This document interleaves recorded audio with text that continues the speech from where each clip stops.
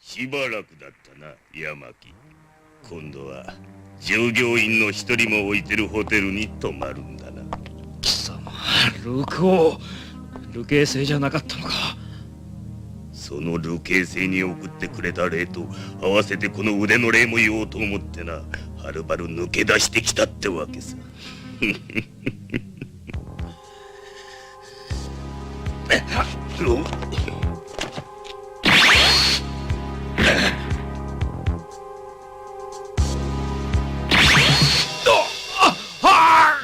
いいざまだぜ。俺があのクソまみれの流刑星で受けた仕打ちがてめえにはわかるまいよ。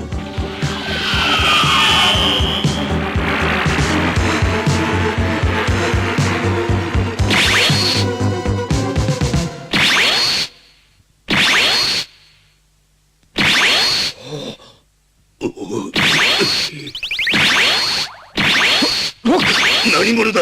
どうやら間に合ったようだ。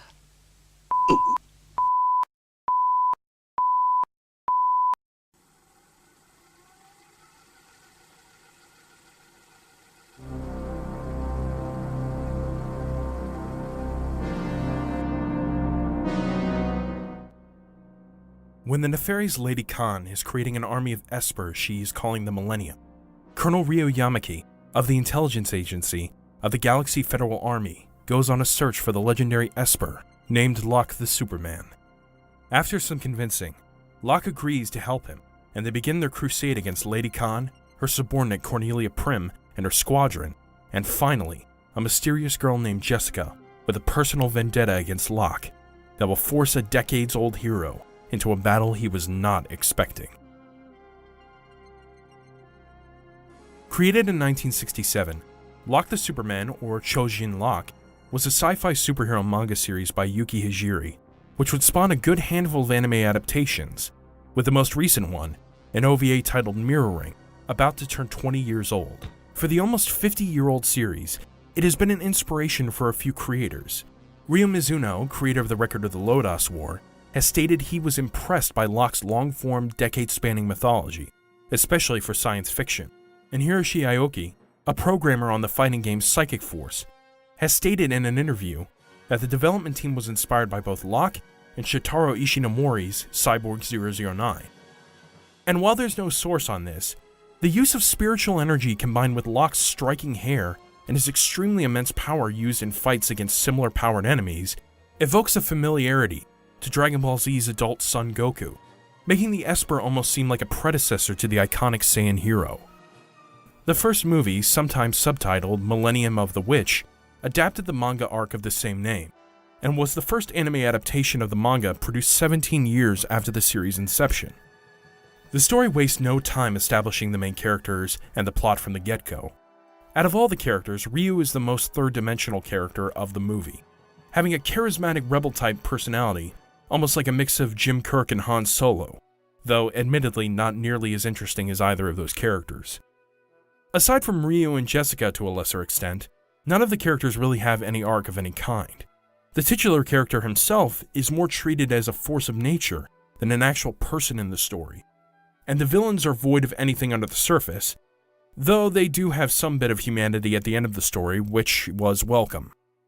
On the aesthetic side, Locke himself and the minor villain Professor Ramses have a traditional shonen-esque look, but most of the normal-looking characters, such as Ryu and Jessica, have a design that seems remarkably similar to the shoujo anime characters of the 70s and early 80s, such as Aim for the Ace or The Rose of Versailles. While this is an odd choice, it is in line with the manga, in which Hijiri would design female characters in a similar fashion to the typical shoujo style. Continuing the strangely shoujo-like experience of the movie, the story's plot focuses heavily on the relationship between Jessica and Ryu. While it is somewhat central to the plot, as Jessica is a sleeper agent for Cornelia Prim and her soldiers, it does feel as though it takes over the plot once it's introduced, which can be frustrating for a movie selling itself on high-energy psychic fights.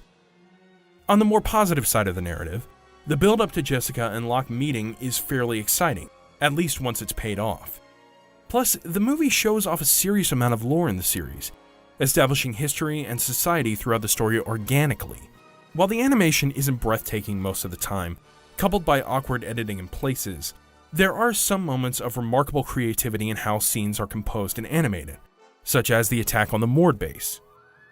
It seems to conserve its animation budget to the action pieces, which is smart, but it does make it noticeable when less effort is given.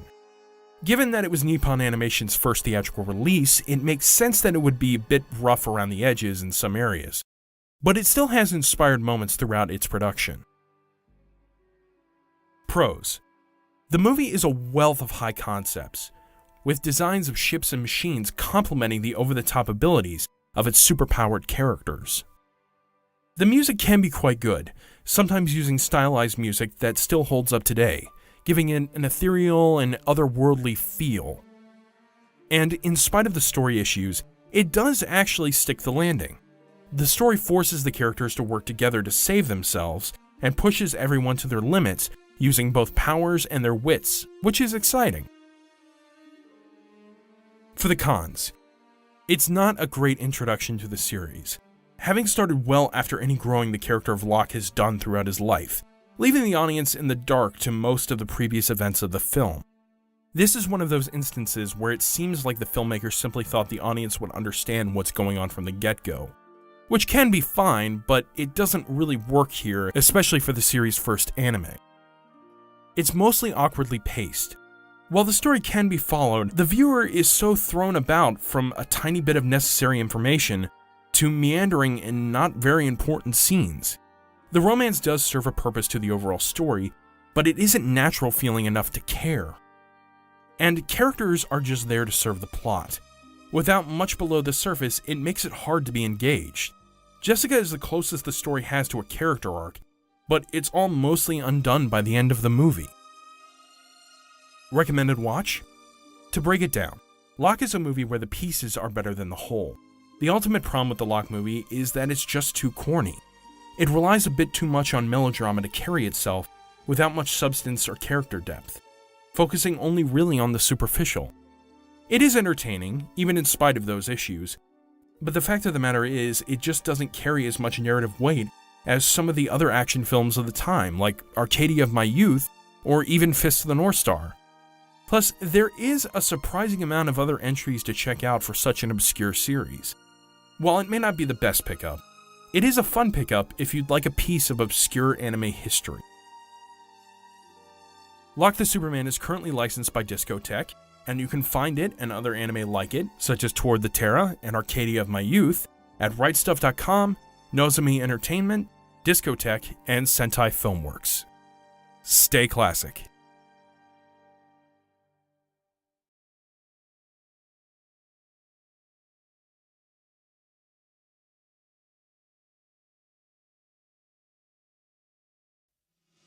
Hey guys, I'm going off script a little bit for this last part just because I wanted to talk about that I opened a Ko-fi. If you're at all interested in throwing me a few bucks just to say, hey, this was a pretty good video, great job, I'd really appreciate it if you did that, but you absolutely do not have to. It's really bare bones right now, but if this actually goes okay, I might start having benefits and stuff like that and subscriber stuff. We'll see how that goes, but for right now I'm going to keep things simple. And I'm not going to ask too much of you guys. I know that I'm still just a small YouTuber, and that's totally okay. But yeah, just if you want to check it out, go ahead. And if you decide to, if you decide to donate, that's great. If you don't, also okay. So yeah, take care.